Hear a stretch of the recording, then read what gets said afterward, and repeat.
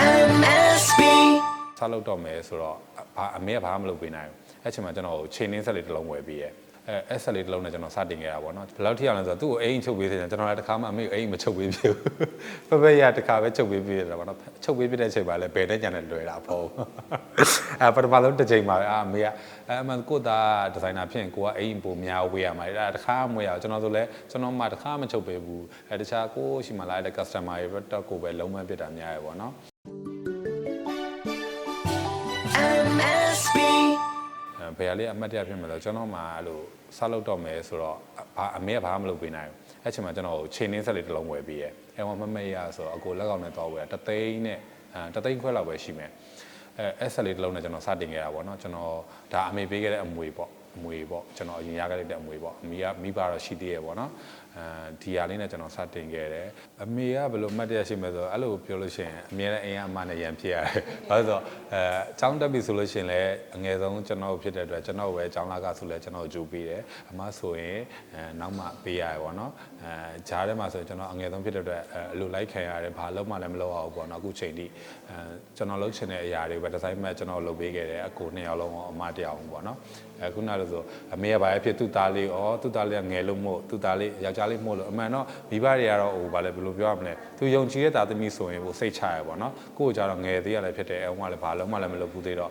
တခုဆိုလဲကိုယ့်ကိုပဲပေါ့ပတ်စားပေးရပေါ့အဲ့အတွက်လည်းအမေကိုလည်းကျေးဇူးတင်တယ်ပြီးကြတော့မောင်နှမတွေလည်းကျွန်တော်ပြောချင်တာပေါ့နော်ကျွန်တော်အခုစူးစမ်းနေရကျွန်တော်မိသားစုအတွက်ကျွန်တော်မောင်နှမအတွက်ပဲဖြစ်တယ်ကျွန်တော်တို့ဘေးနားမှာရှိရကျွန်တော်တို့ပါဝင်ခြင်းတစ်ခုလုံးကောင်းမှုအတွက်ကျွန်တော်စူးစမ်းနေရဖြစ်တယ်အဲ့တော့အမေကတော့ခုချိန်မှာပါဖြစ်စေချင်လဲဆိုတော့ကျွန်တော်အခုဒီဇိုင်နာကျွန်တော်လုပ်နေတဲ့တန်လန်နဲ့ကျွန်တော်ဒီအနုပညာလုပ်မယ်ဆိုတော့လဲလုပ်အမေကအဲ့လိုဘယ်လိုပြောရမလဲသူသာမပန့်ဖို့ပေးနိုင်တာသူလှုပ်ဆိုရင်တော့တစ်ခက်နဲ့အားပေးတယ်နှိုးပြီးဆိုလဲမနေ့ဆိုလဲနေသွားမလေးတင်တန်းထားတော့ဘာထည့်မလဲဘာစားမလဲဆိုတာအမေကခုချိလုပ်ပေးရပေါ့နော်အဲ့တော့လည်းအမေကိုဒီကနေကျေးဇူးတင်ပါတယ်အမေဖြစ်ချင်တဲ့ဆန္ဒတွေကျွန်တော်ညီကောင်မတွေဖြစ်စေချင်တဲ့ဆန္ဒအဓိကတော့ကျွန်တော်အဖေဖြစ်နေတာပေါ့နော်အဖေဖြစ်စေချင်တဲ့ဆန္ဒကိုကျွန်တော်ဒီနောက်ဆုံးချိန်မှာကျွန်တော်ခံပတ်အနေနဲ့ပြန်လာတာဖြစ်တဲ့အတွက်ကျွန်တော်အကောင်းဆုံးကြိုးစားမယ်ကျွန်တော်ယုံကြည်ပေးပါလို့ပြောချင်ပါတယ်ခင်ဗျာဟုတ်ကျွန်တော်မိဘကြောက်လဲလို့ push လုပ်တာကြီးတော့အရင်မရှိဘူးအဓိကကတော့ကျွန်တော်မိရပါဖြစ်ရှင်လဲဆိုတော့ကျွန်တော်ဘွဲအရင်ယူရှိသေးချင်တာကျွန်တော်ကလည်းဒီ first year မှာတက်နေ first year မှာအပေါ်မတက်နိုင်ဘူးเนาะအဲ့လိုဆိုတော့ဖြစ်နိုင်တော့ကျွန်တော်ဘွဲတော့ယူချင်ပါတယ်ပေါ့เนาะယူပေးချင်ပါတယ်အမေတို့ဒါအမေဖြစ်ရှင်တဲ့ဆန္ဒတွေတစ်ခုလို့ကျွန်တော်ထင်တယ်တခြားဆန္ဒတွေကတော့မိဘရလို့ကျွန်တော်တို့အရင်နေပါလို့အမှညာလို့မလို့မရှိဘူးဟိုကိုသွားနေတဲ့ career မှာပဲဘယ်လိုလေးလုပ်ဘယ်လိုလေးကောင်းနေဘယ်လိုလေးဆိုပိုကောင်းမယ်ဒီလိုလေးပဲလုပ်ပေးရပဲရှိပါတယ်ခင်ဗျာမိဘ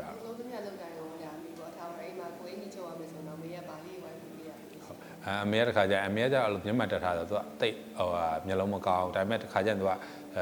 ယ်လောက်ထိအောင်လဲဆိုတော့သူ့ကိုအိမ်ချုပ်ပေးသေးတယ်ကျွန်တော်လည်းတခါမှအမေကိုအိမ်မချုပ်ပေးဘူးပပရတခါပဲချုပ်ပေးတယ်ပေါ့နော်ချုပ်ပေးပြတဲ့အချိန်မှာလည်းဘယ်နဲ့ကြံနဲ့လွယ်တာပေါ့ပထမဆုံးတစ်ချိန်မှာအမေကအမှန်ကိုသားဒီဇိုင်နာဖြစ်ရင်ကိုကအိမ်ပုံများဝေးရမှာအဲ့တခါမဝေးရအောင်ကျွန်တော်ဆိုလဲကျွန်တော်မှတခါမချုပ်ပေးဘူးတခြားကိုရှိမှလာတဲ့ customer တွေတော့ကိုပဲလုံးဝပြစ်တာများရပေါ့နော်အဲ့လိုပေါ့နောက်ပိုင်းကျရင်တော့ချုပ်ပေးဖြစ်မှာပါဟုတ်ကဲ့ဒါမမရအပေးခဲ့မှုနဲ့လက်ဆောင်လေးပေါ့ပါမမရဆိုအဲ့ဒါနည်းနည်းတော့ဟိုဖြစ်တယ်ကျွန်တော်ဖြစ်စေချင်တာကတော့ကျွန်တော်အမှန်တိုင်းပြောရရင်ကျွန်တော်ဒီနေရာချိန်ထိအဲ့လိုအခက်အခဲတွေလူတိုင်းမှာရှိတယ်ကျွန်တော်အခက်အခဲရှိတိုင်းအဲ့လိုတနည်းမဟုတ်တနည်းအဆင်ပြေသွားတယ်ဗျာထုံးဘယ်လိုပြောရမလဲကျွန်တော်ဖေးမလူတွေရှိတယ်ကျွန်တော်ကူညီပေးတဲ့လူတွေအများကြီးကျွန်တော်နားမှာရှိတယ်အဲ့ဘာကြောင့်လဲဆိုတော့ကျွန်တော်မိဘပေါ်ထားတဲ့စိတ်ရင်းစင်တာမှန်တယ်လို့ပဲကျွန်တော်ထင်ပါတယ်ဘာလို့ဆိုတော့ကျွန်တော်အဲ့လိုကျွန်တော်နဲ့တွေ့တဲ့ညီကိုမောင်နှမတွေပဲဖြစ်ကျွန်တော်နဲ့ဒန်တူပဲဖြစ်အောက်လောက်ငယ်သားတွေပဲဖြစ်တွေ့လို့ရှိရင်ပြပြရဲဒါတို့ဘာတော့ပဲလုပ်မိဘအတွက်ပဲဆူတောင်းပြီးတော့လုပ်မိဘအတွက်ပဲရည်စူးပြီးတော့လုပ်တာမှန်ပါစေအဲ့လိုဆိုရင်ကိုယ်မှာခက်ခဲရှိနေအောင်မှကိုယ်မှာတမန်တက်ရမှုဆိုတာအများကြီးရှိရပေါ့နော်အဲ့လိုပဲမိဘပေါ်ဘာမှတ်မရပေးဘူးလေငကလေးပေးဘူးလေကျွန်တော်တို့မိသားစုကရွှေနဲ့မတက်ရလာတော့မသိဘူးအဲ့လိုရွှေလုံးလိုက်တိုင်းတစ်ခုမဟုတ်တစ်ခုပေါင်ရတော့လက်ကောင်ရောင်းရတော့အမြဲဖြစ်တယ်အမေဆိုလဲရှိသေးချင်တာပေါ့ငကလေးဆွဲကြိုးလေးလက်ကောက်လေးရှိတယ်ဒါပေမဲ့ကျွန်တော်ရီမတ်ချက်တွေတစ်ခုဖြည့်နေရပေါ့နော်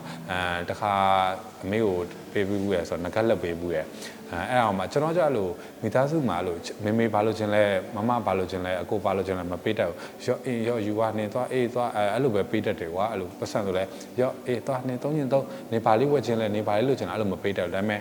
ပေးမိရများအမေကျတော့မမေရပါလို့ပေးပြလဲဆိုအဲ့လိုငကလေးပေါ့နော်အမေမှာရှိတဲ့ငကလေးကိုရောင်းပြီးတော့လာအမေလာဆိုပြီးရွှေဆိုင်သွားမယ်ဆိုဘာလို့ဖို့လဲဟဲ့အဲ့နဲ့မဟုတ်ဘူးလားလို့အမေကိုလုပ်ပေးတယ်ရှိလို့ဆိုပြီးရွှေဆိုင်ခေါ်သွားပြီးတော့အမေမှာရှိတဲ့ငကလေးကိုရောင်းပြီးတော့ ထပ်ပြီးတော့မြင်ပြီးတော့တခြားငကတ်အစ်လုပ်ပေးခဲ့ဒါတော့မရပါခင်ဗျာဟုတ်ဟိုအဓိကတော့ဘာပဲဖြစ်ဖြစ်ကျွန်တော်စူးစမ်းနေရအမေအတွက်ဖြစ်တယ်ကျွန်တော်မိသားစုအတွက်ဖြစ်တယ်ဘယ်လိုဖြစ်အဓိကကျွန်တော်မြင်စိတ်တဲ့အရန်ကြတတ်တယ်သားသမီးမှမဟုတ်မင်းကြီးကမောင်နှမရေးဆိုလဲအဲ့လိုစိတ်တက်ကြတယ်ပေါ့အဲကြောင့်မေစိတ်တက်မကြပါနဲ့တခုခုဆိုရင်ကိုနောက်မှာသားသမီးရှိနေရလဲမေကြီးမဆက်ပါနဲ့ကိုအတွက်ပဲကိုကြည့်ပါအမေဖះတရားလောက်မှာအမေဖះတရားလောက်ကိုသွားမဲ့လမ်းကိုပဲကိုသွားပါဘာလို့ဆိုတော့သားသမီးတွေနောက်ဆက်မတင်ပါနဲ့သားသမီးဆိုတာသူကသူစူးစမ်းလို့ရတယ်သူကသူအကောင်လုံးကငယ်တော့တဲ့ရွယ်မဟုတ်ဘူးပေါ့နော်ကျွန်တော်တို့မှငယ်သုံးဆိုတော့ကျွန်တော်တို့မှတော်တော်ကြီးနေပြီလေအဲ့တော့ဘယ်သားသမီးကိုမှလည်းဟိုမဖြစ်ပါနဲ့နောက်ဆက်မတင်ပါနဲ့သူကသူစူးစမ်းနိုင်ပါတယ်အဲ့တော့အမေကိုပြောချင်တာအမေကောင်းမွန်နေပါဖះတရားပဲလုပ်ပါကျန်တဲ့သားသမီးတွေကိုပဲသူမှမစိုးရင်ပါနဲ့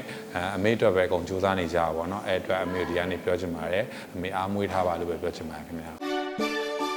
Myanmar Star Bazaar